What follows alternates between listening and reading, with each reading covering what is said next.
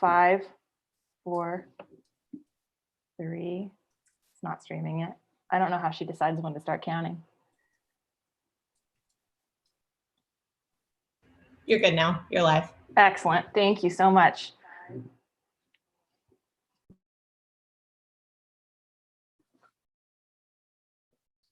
All right, great. Well, thank you everybody for joining me. I'm Danielle Morrill. I'm the Senior Director of Inbound Marketing. Today is Thursday, July 15th, and this is a GitLab group conversation. I hope you had a chance to check out our Epic and related YouTube recording, just talking through the OKRs we're thinking about for Q3. I'm hoping this can be a wide-ranging conversation. Happy to dig into the details of the specifics there, but also stoked to talk about OKRs in general, including lessons learned. And there's lots of experts on this call, so I think I would encourage all of you, if you see a question in the agenda doc and you feel like you've got a great answer, this is doesn't have to be the Danielle show. I think there's a lot of great people here who can help each other out. So yeah, let's get started. I think the first question belongs to Michael. Yeah, thanks, Danielle. Great video, great Epic, super clear. I was just wondering, I got a few just to kind of kick things off here. What would you say the single overall theme for Q3 is for inbound marketing? I don't know if I truly have gotten there yet, but I do love to have a theme because it gets the team really rallied. I think for me, the OKR I'm most excited about, this is sort of not quite answering your question, but the OKR I'm most excited about is around the enterprise buyer journey, just creating a part of the site that's really dedicated to that large or public sector customer who has different questions and different needs than maybe the like bottoms up adoption we get for the SMB or the mid-market customer. I just feel like it's greenfield. You know, we launched the enterprise page, which is great, and I think it's quite beautiful, but I think a page and a journey are two different things. So I think this will cause us to ask a lot of great questions about conversion rates, how we're doing tracking, how we test, how we optimize, how we run experiments. So it touches a lot of the things that, you know, are the DNA of this team and can make us better. So I'm excited not just for the deliverable, but for the things we'll get to practice. So for me, that's my personal theme. I don't know if that will pump up everybody on the team. We've got a lot of different things going on. So there may need to be like a higher level vision that, you know, that kicks us off. But at least right now, that's where my head is at. That's cool. I like that. Where are we here? On a scale of 1 to 10, how would you rate us on how we're using direct feedback from prospective customers to guide our OKRs and our goals? 0 being not. Or I guess 1 being not, 10 being great. I have to admit that we did not consult with any customers about the OKRs that are presented in our video. So just to be honest, based on that, I would give us a 1. I think indirectly we get aggregate feedback from customers in terms of the analytics that we see. So they don't give us, you know, verbal or written feedback, but the way they traverse the site and the things we see inside of Google Analytics are feedback. And just at scale. So, you know, when people bounce off a page at 70%, I would say that's kind of rejection at scale, or saying like, this page isn't interesting. I don't want to be here. Why am I here? So those things we do look at. But I think as far as individual, you know, human feedback, I personally haven't taken much. I do know that in your team, Michael, you do user testing. So I wouldn't want to give us a total, you know, nothing. I know that there's research, but I think as far as how we set the OKRs, we could do better here. I agree, and we'll get there. Kind of leans into to my next question. So, because we just stood this team up almost a year ago, so we've come a long way, as evidenced by the great OKR umbrella Epic you put together. Since we changed from growth marketing to inbound, what are some of your big takeaways? So I'm going to try to balance. There's some negatives and some positives. I think a big takeaway for me was, I think entering marketing, I sort of thought that we had a more sophisticated inbound funnel than it turns out we did and do. I think we've made progress, but I think there's still a lot of just low-hanging fruit opportunity. And I don't think that's any one person's fault. I think it's just a function of growing really fast as a company and needing to make certain investments that just make sense in context. But looking at it now, I feel like the investments we made in team paid off even more than I expected. So it was very validating, really. Like we had to become, you know, a tight enough team that we could talk about the places where we weren't strong and shore them up. So I think a big takeaway is, you know, you need that relationship as a foundation to do anything really ambitious.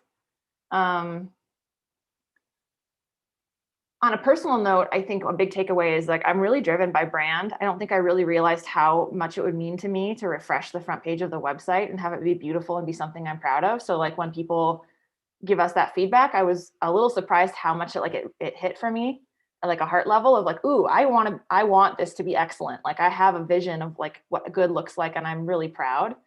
And I still think we could go further with it, but I don't, as a marketer, this is a bit of a boomerang for me. I spent some time as a CEO and then was a marketer in my past.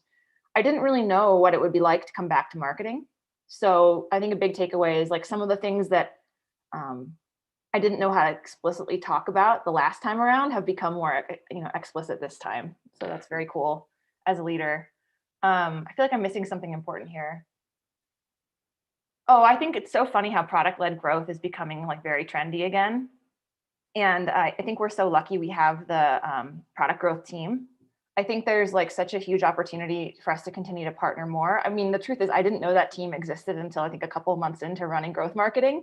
So in a way, the reason we decided to go in the direction of inbound was we needed to seed some space so that we wouldn't have some conflicting set of DRIs working on similar goals. So I think in some ways, companies have been doing product-led growth forever. Like I think GitLab is a very powerful product-led growth machine. And I think now that we know that explicitly and we have the teams that support it, we just have a huge opportunity, to draft on that strength. So that was a long-winded answer, but I think a lot of takeaways and a lot of growth and good has happened. Thanks. Lauren, you're up next here, number 4. All right. I'd like to hear from you, Danielle, what the status is of the ongoing DRI issue we have on the repo. We've had some incidents lately that have led to site outages and the inability of team members to push code for a whole day. And I think that could be mitigated by a holistic ownership of our repo. Thank you, Lauren. Yeah, this is definitely a gnarly one. And I agree with you. It needs a holistic owner. Just for people listening who might need a little more context, actually, Lauren, can you help me give context a little more about like this repo? How did we get to this position and what is this issue we're facing? I've linked issues there for the current ones, the caching issue that we had and the Giddily issue that was yesterday. And a lot of it is covered in that DRI issue we've had open for 6 months. There's been a really good conversation across GitLab on that. And it's a big project. We have thousands of contributors, thousands of branches, hundreds of merge requests getting merged a day. I think it's possibly the world's largest docs as code implementation. And I got lots of feelings about it. Yeah, no, I know you do. Here, so let me try to, I want to make sure that if we talk about this, that everybody knows, like, what are we talking about? So we've got this big repo, right? The company started at some point and we had a handbook. It was kind of the first, not the first thing born of GitLab. I have a proposal. Can we call it a static website instead of a repo? Where we store millions of repos to all kinds of people. So maybe to disambiguate a bit and have people understand. Sure, but I think it contains more than a static website right now, which is part of our struggle, if I understand that correctly, Lauren. Is that? It is a static website. It's all run by middleman at this point. So I think our challenge is we've got 2 static websites, right? We've got the marketing site and the handbook, and then we have tooling that powers both of those things, including things that manage data and connections between the two. They're all in one repo. So yes, we can call it the static website for the purpose of this conversation. I think it's one website technically as well, which is a problem in and of itself. But the handbook is not a separate website. It is part of the static website. Right. So right now, one of the challenges we have in inbound marketing is we have goals we're trying to achieve around generating inquiries.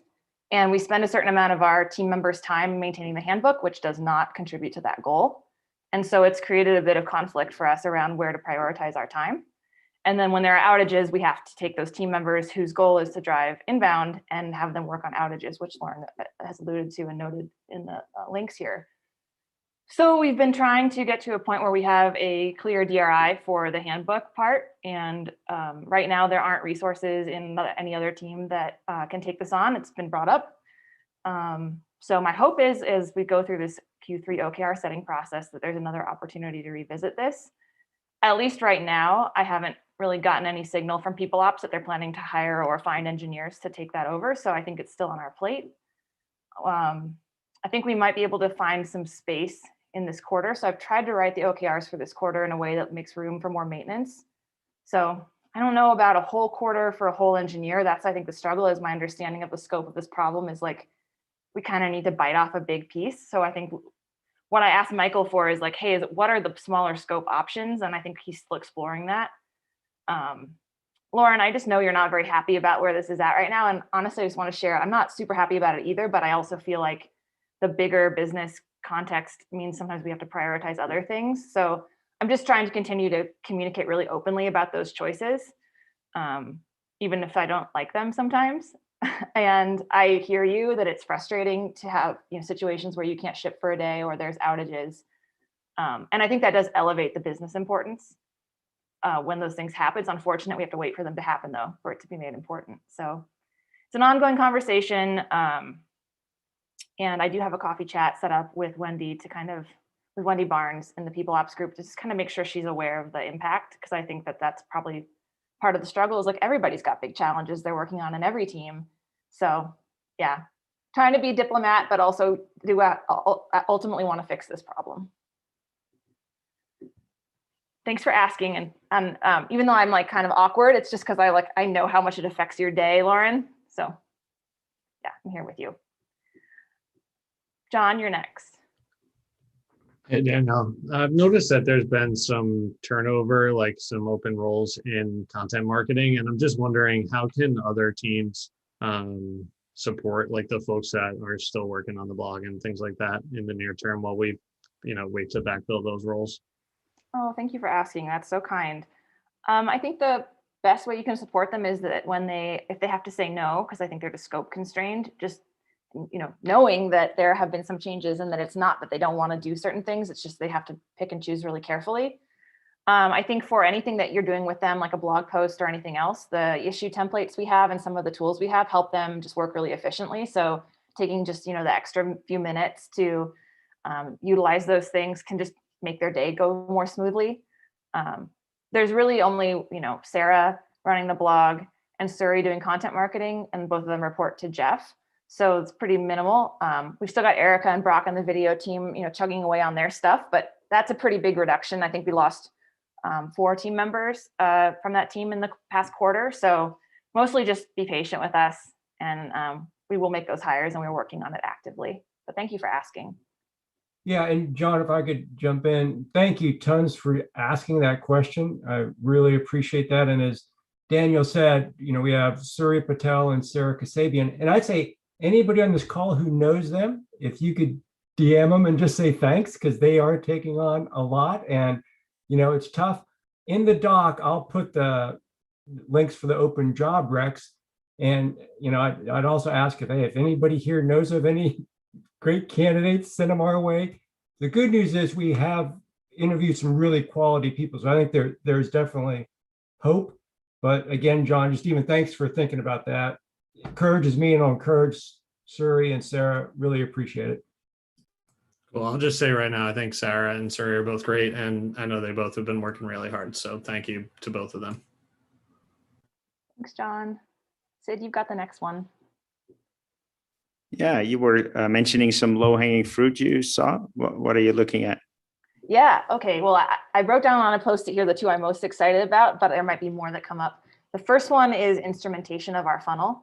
So we've been working with Sindhu and some other team members across finance and sales to get smarter, and product growth too, to get smarter about how we track all the way from the first SEO impression all the way to transactions, and being able to attribute dollar value and conversion rates on a tactic by tactic basis. So we can say, this ebook is generating 10x more pipeline than this other ebook. Let's invest in it. Let's refresh it. So instrumentation just is going to allow us to run much smarter experiments and take the whole funnel into account. Historically, we've been a little siloed, top, middle, bottom of funnel in our data. And so sometimes we just can't, make the big bets that we want to make. So that's a huge opportunity, and it's moving forward. And then the other one is using LTV CAC to make decisions. I think this might just be that I've reached a point where I'm getting closer to the numbers, and it's really pretty awesome to have someone from finance leading marketing right now.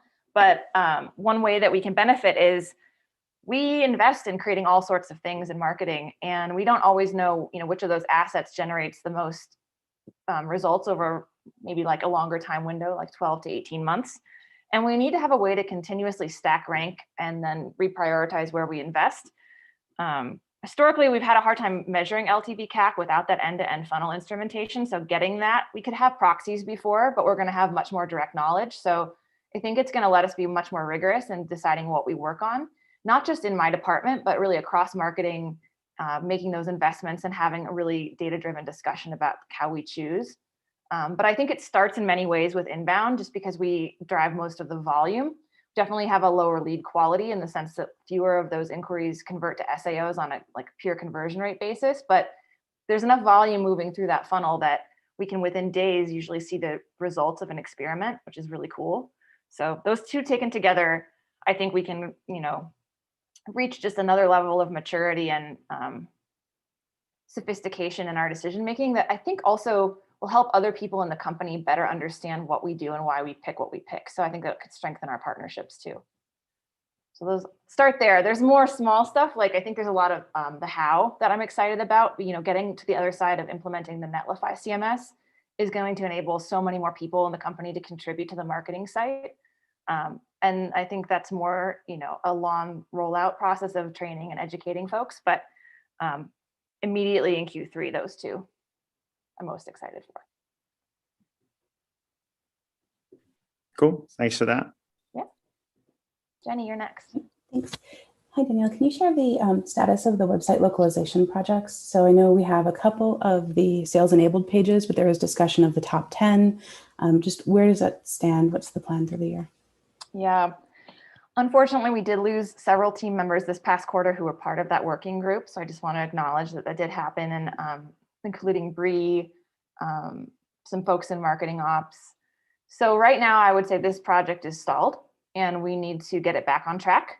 We did ship some things. I don't have the details for you, but I believe right now what we've shipped is the landing pages for the P0 countries, but I'm not even 100% sure those are all out. So I need to confirm that.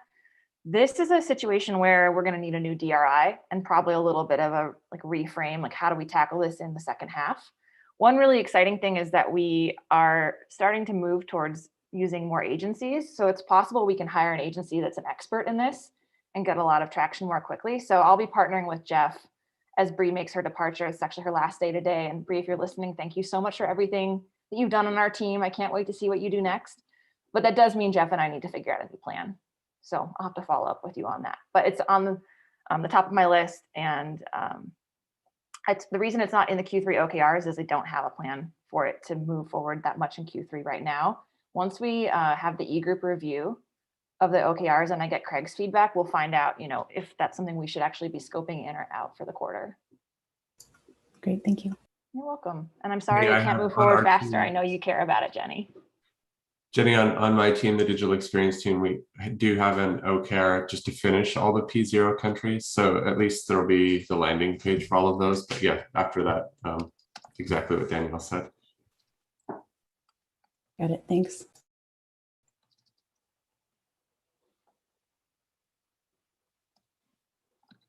Just want to remind everyone, it's totally okay to ask us about things that aren't going well. It's like, we need to talk about them so they can get better. And so, Jenny and Lauren, I know you both brought up sticky spots. It's okay. Like, we have to talk about these things. I'll ask another question, Danielle. So one thing our team has done is, we started, during Contribute, the virtual Contribute, when we had this Prettify the Docs kind of challenge, and contributed some links to videos that our team had created to our Docs pages. And those videos actually perform really well relative to the rest of the videos on GitLab Unfiltered. And yeah, I was just curious, have we considered creating resources that we can embed in the Docs that will move people from the Docs to our, kind of marketing site and then, into the funnel, and we can prioritize pages where we think people are, if they're looking at a certain page in the Docs and they click to a resource, then it could be a signal that they would be interested in converting to a premium, kind of tier. Yes, absolutely. So this is something we have on the list. So this doesn't quite fall into the objective key results level, but there's a KR for Michael's team, one level down, to figure out how we're going to collaborate with the docs team on this. We definitely think some merchandising would make sense. It needs to be tasteful because it's in the docs. So we want to make sure that developers don't feel like we're overselling at the wrong moment. But to your point, there's tons of resources that are educational and helpful. So we have it at a high level captured that we do want to do this, and we're going to measure it in terms of how much more traffic refers from docs to about.gitlab.com. That's one KR we can use, but we also may want to think about like video views, like you mentioned. We still need to figure out the details of what this looks like. So if you have opinions, I don't have the link off the top of my head now, but I'd love to just chat with you at some point about things you think are just winning first experiment ideas. Because there's a lot we could do. It's kind of a green field. So the only thing we have in docs for those who are following along at home is there's a sign up for a free trial call to action in the upper right, which we added a couple quarters back. But other than that, there's not a lot of like, hey, come use GitLab's paid products in docs. So I think you're really onto something here. And I think also we could be measuring, intent to very key pages like pricing or product. So yes, and we need to figure out the details. Cool. Yeah, and +1 to keeping it tasteful and making sure that the important stuff stays, most visible.